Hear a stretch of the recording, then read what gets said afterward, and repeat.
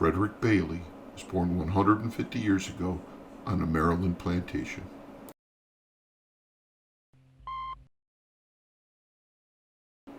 Born a slave because his mother was one.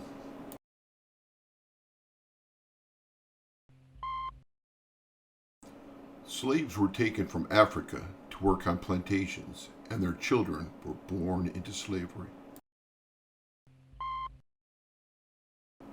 They were called Negroes, a Spanish word for dark or black.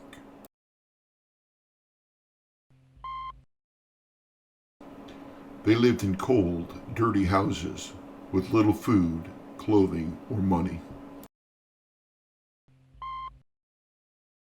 As a young boy, Frederick was sent to Baltimore as a houseboy, doing chores around the house and yard. One day, he heard his master's wife reading aloud, and he wanted to learn too.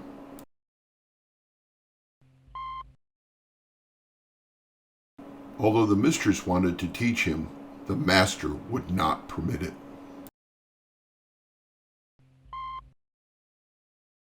So he taught himself by asking schoolboys to help and by trying very hard. Frederick was sold to a new master who had him beaten to make him more obedient. When he was 21, he saw men and women chained together on a slave ship.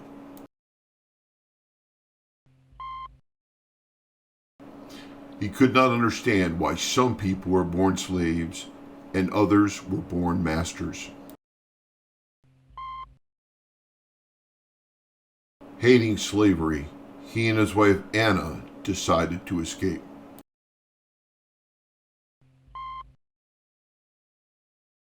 There were freed slaves living in Massachusetts, so they fled there.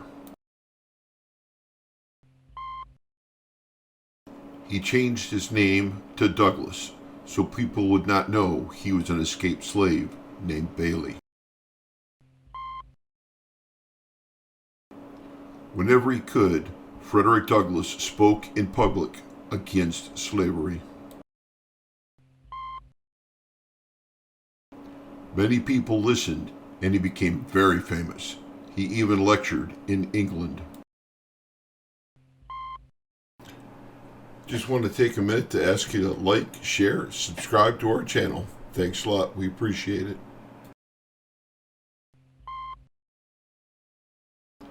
Color doesn't mean anything. People are people, he said.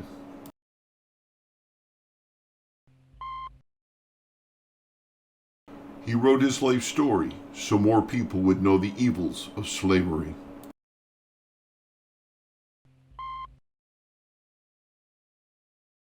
He started a newspaper in which he attacked slavery.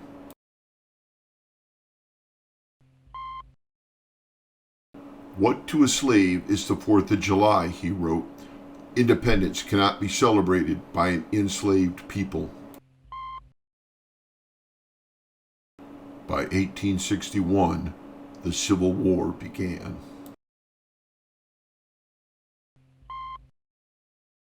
The North and South could not agree on states' rights, taxation, or slavery.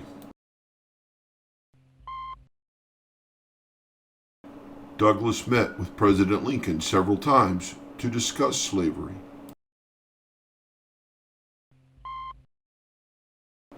Lincoln said, "As I would not be a slave, so I would not be a master."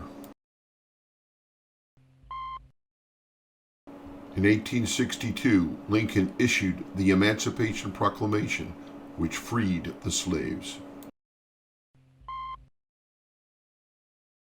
After the war, even though free, former slaves led a difficult life.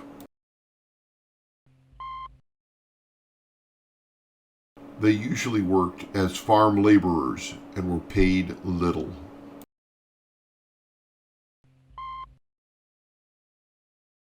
They could not shop in most stores.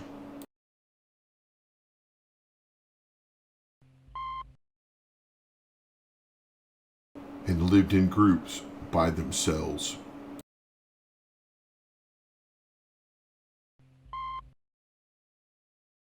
Frederick started another paper to write about problems facing freed slaves.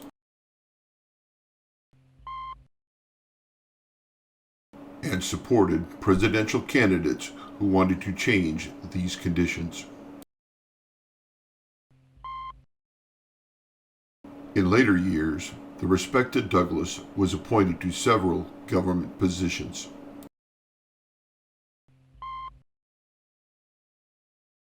In Washington, D.C., he was U.S. Marshal and Recorder of Deeds.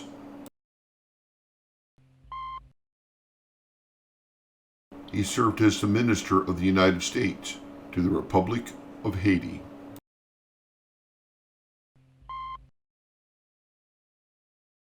For 50 years, Frederick Douglass worked for the cause of freedom.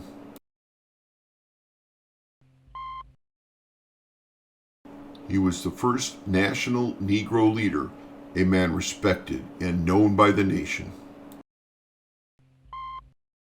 When he died in 1895, he left the nation a spirit and a love of freedom and hope.